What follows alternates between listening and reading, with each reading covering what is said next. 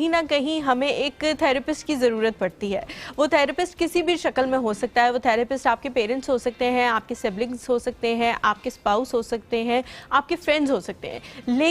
लेकिन खुदा ना खास्ता अगर आपको उनसे बात करते हुए कोई झिझक है या हुमायूं आपको लगता है कि कोई आप पे जजमेंट पास करेगा या आपके बारे में एक नज़रिया बना लेगा अपने जहन में, तो एक सेफ ऑप्शन ये होती है कि आप किसी प्रोफेशनल के पास जाएं जो आपको उस तरह से ना जानता हो, ताकि आपको कोई भी बात, अपने दिल की कोई भी बात उनको बताते हुए शर्मिंदगी महसूस ना हो। आप ठीक तरह से उनको सब कुछ बता दें और वो भी आगे से आपकी मदद कर सके। तो मदद के हवाले से जब भी हम बात करते हैं, इस तरह के लोगों के पास जाने की कोशिश करते हैं, तो उसको एक ख़ास टैबू से जोड़ दिया जाता है कि इस बंदा, ये तो खुदा ना खास्ता इसको कोई मसला है, या लोग उनसे दूर भागना शुरू हो जाते हैं। इस बारे में बात करेंगे कि इस टैबू को किस तरह से ब्रेक किया जा सकता है।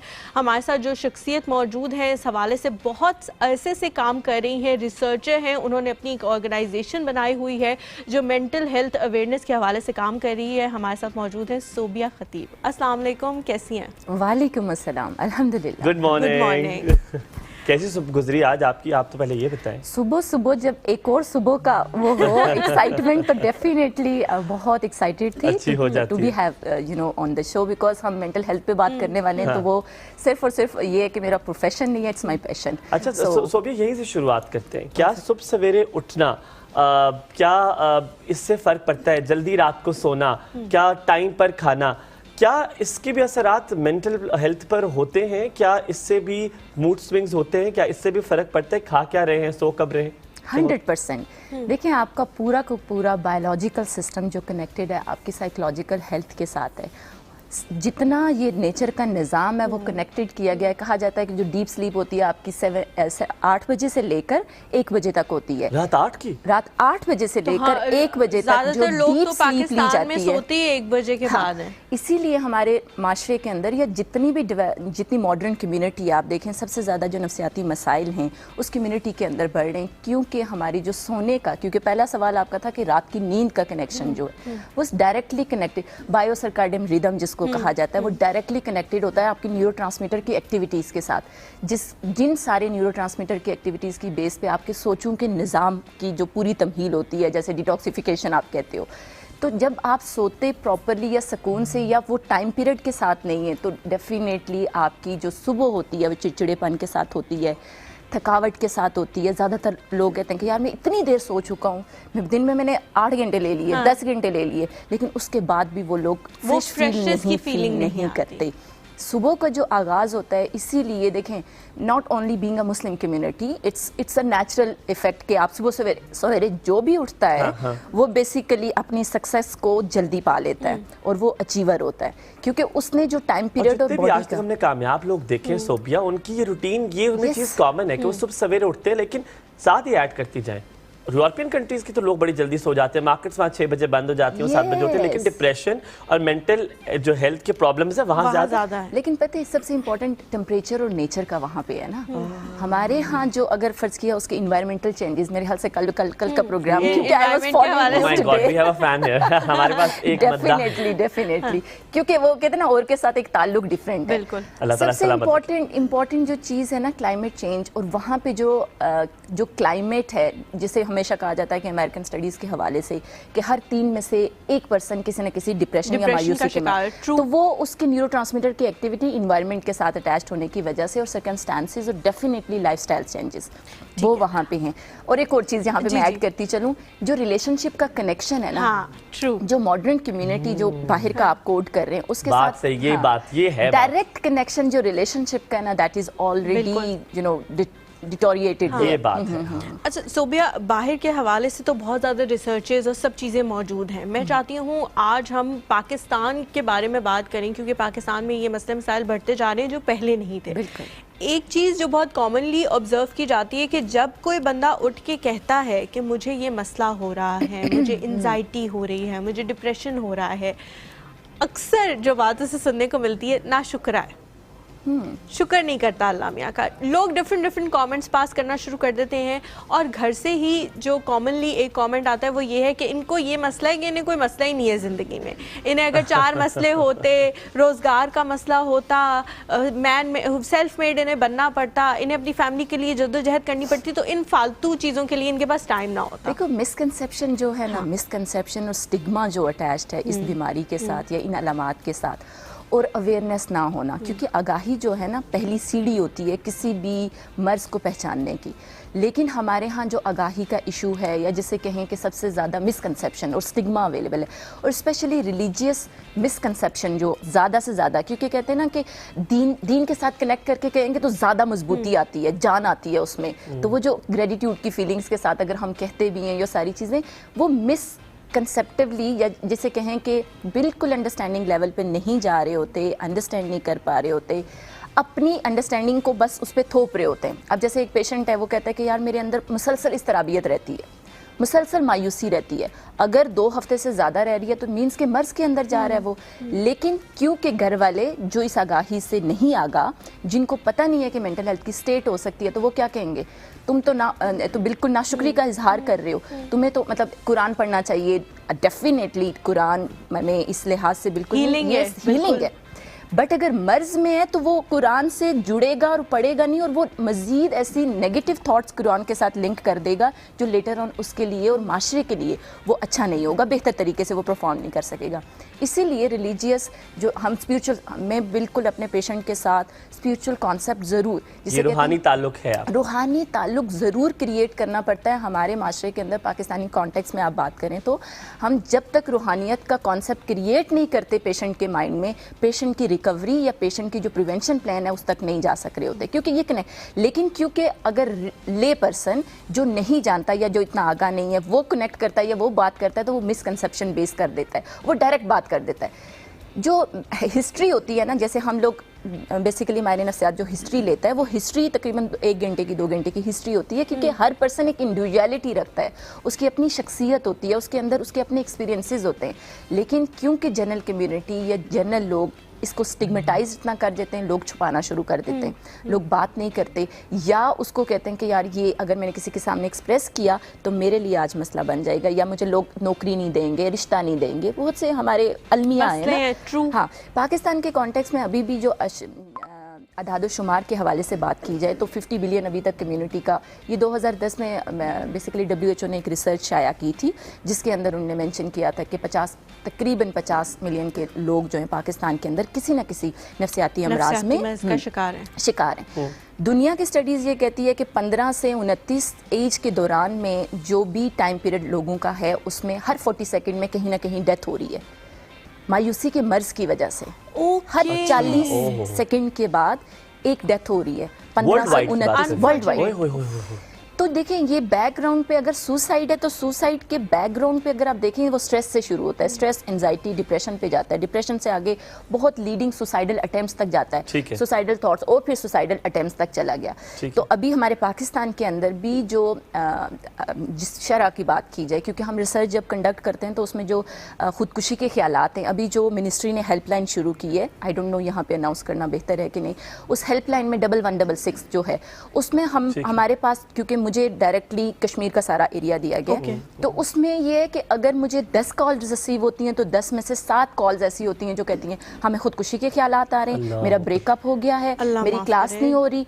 बच्चों के अंदर या नौजवानों के अंदर इसके पीछे देखिए बहुत बड़ी वजह है। मैं आपको वो वजह बताऊं कि ये हलीमा भी फेस करती होंगी, आप भी फेस करती होंगी, वो है एंजाइटी, जो इस साल का थीम भी है, और सिर्फ anxiety is the theme, there is no other thing, कोई साथ अटैच नहीं, क्योंकि इतना बड़ा मसला है। बिल्कुल, देखिए मैं अगर पर्चा देने के लिए जा रहा हूँ, उससे पहले मुझे एंजाइटी है, मेरी प्रोडक्टिविटी वहाँ खराब होगी, मेरा पर्चा खराब हो जाएगा, क्योंकि मुझे एंजाइटी थी, आता मुझे सारा था। एक सवाल जो पैदा ये होता है कि हम जजमेंट पास करना शुरू कर देते हैं, किसी को दिल घबराहट हो रही है। हलीमा ने इतनी खूबसूरत बात की, अगर आप माँ बाप से भी कहें जो आपसे क्लोजेस्ट होते हैं, वो कहते हैं बेटा 2 नफल पढ़ लो ठीक हो जाओगे, बात देखिए दिल सुकून में आ जाता है। ये कहते हैं कमी किस चीज की है तुम्हें? और वो कहते हैं सब, क्योंकि सब कुछ प्लेट में, इसलिए कहते हैं गरीबों को नहीं होती एंजाइटी, सिर्फ ये अमीरों की बीमारी है। ठीक है, टोटली स्टेट चेंज हो चुका है। जवाब ये दीजिए कि ہمیں سب سے پہلے اس کو ایکسیپٹ کرنے کی ضرورت ہے کہ انزائٹی ایگزسٹ. اگر کوئی اکیلا رہنا چاہتا ہے تھوڑی دیر کے لیے اسے اکیلا چھوڑ دیں.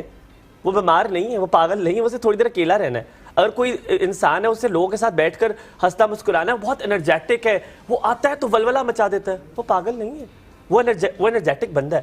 تو ایکسیپٹنس آف دیز النس سب سے زیادہ اہم چیز پہلے یہ نہیں ہے تاکہ دوسرا اور نہ بیمار ہو جائے. بالکل دیکھیں, لیکن ایکسیپٹنس تب ہوتی ہے جب لوگوں کو پتہ ہوگا نا. ہم کوئی ایکسائٹیڈ یا اسے پاگل یا کریزی یا سرپھرا کہنا پہلے ٹیگ لائن کر کے اس کو سپریٹ آئسولیشن کی طرف جانا شروع ہو جاتا ہے. ایک اور چیز بڑی پرومیننٹ, بڑی امپورٹنٹ یہاں پہ آپ نے بات کی کہ اسے اکیلا چھوڑ دیں. اکیلے چھوڑنے کی بھی نا کچھ پروٹوکولز ہوتے ہیں. اب انزائٹی کے اندر آپ اکیلا اگر چھوڑ رہے ہیں, وہ مسلسل ان سوچوں کے اندر دسے جا رہا ہے, تو وہ مزید کریٹ کرے گا اپنے لیے اپنی بیماری کو وجہ بننے کی. تو بعض قط اکیلے پن کی طرف یا ڈیفینیٹلی اسپیس دینی چاہیے. آپ انزائٹی کے اگر فرض کے سمپلی ایکسپلین کریں کہ ایک آپ نے سائن اور سمپٹمز دیکھنے تو وہ کس طرح سے دیکھنے. جب آپ کو لگے کہ آپ کی گھبراہٹ, آپ کا خوف یا آپ کا دباؤ باڈیلی بھی اور مینٹلی بھی. باڈیلی یہ ہوتا ہے نا کہ بعض لوگ پینک اٹیکس کے ساتھ, سب سے زیادہ ایمرجنسی میں جو آپ پیشنٹ دیکھیں گے نا وہ کہتے ہیں ہارٹ اٹیک کے ساتھ آئیں.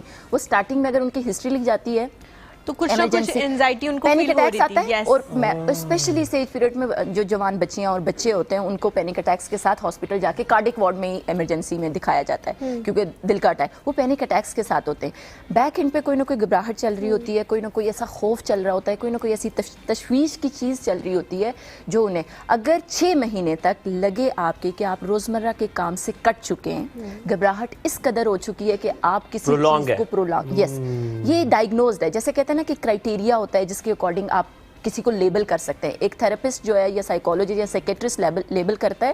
انٹرنیشنل DSM میں جس سے کہتے ہیں نا ایک پورا سٹینڈرڈ بنایا گیا, ایک بک ہے جس کے اکارڈنگ ہم ڈائگنوز کرتے ہیں. ہم خود بھی نہیں کہہ سکتے. بعض کا تو ہوتا ہے ایک پیشنٹ آ کے مجھے بات کہہ رہا ہے تو میں اسے کہتی ہوں نہیں میں اسیسمنٹ کروں گی, آپ کی اسکورنگ کروں گی تب جا کے میں اس کو کر سکوں, ورنہ میں ججمنٹ کی بیس پہ یہ نہیں کہہ سکتی کہ میں. بعض کا یہ ہوتا ہے کہ ہمارے ہاں وہ اسیسمنٹ یا اسکریننگ کی طرف جانے کا بھی اصول نہیں ہے. وہ آن لائن سیلف اسکریننگ کرتا ہے. سیلف اسکریننگ میں اگر فرض کیا کوئی ایسا سکور آ گیا وہ مزید اسے خراب کر دیتا ہے. تو جو اسٹارٹنگ میں بات کی انہوں نے پروفیشنل جو سیلف ہیلپ ہے وہ بیسیکلی آپ کو فیسلیٹیٹ کرتا ہے کہ آپ کس طرح سے انزائٹی کے سمپٹمز اگر 6 مہینے تک آپ کو لگاتار آ رہے ہیں جس میں آپ کو خوف ہے, شدت ہے یا دباؤ ہے یا فزیکل. بعض کا لوگوں کو اتنی گھبراہٹ ہوتی ہے کہ یا تو چھپ جاتے ہیں یا پسینہ اتنا زیادہ آنا شروع ہو جاتا ہے ہاتھ کانپنا کوئی کام کرنے سے پہلے. لیکن اس پہ کام پہ اگر پرفارمنس ہو رہی ہے تو اٹس فائن کیونکہ انزائٹی فیول ہے بیسیکلی ورک کا بھی. انڈیویجول کو یہ کیسے پتہ لگ سکتا ہے کہ مجھے ہیلپ کی ضرورت ہے؟ کیونکہ بہت جگہ میں نے یہ کیسز آبزرو کیے ہیں, پیرنٹس چاہ رہے ہیں کہ وہ سائیکالوجسٹ سے ہیلپ لیں لیکن وہ بندہ خود ہی یہ ماننے کو تیار نہیں ہے کہ مجھے کسی بھی قسم کی ہیلپ کی ضرورت ہے.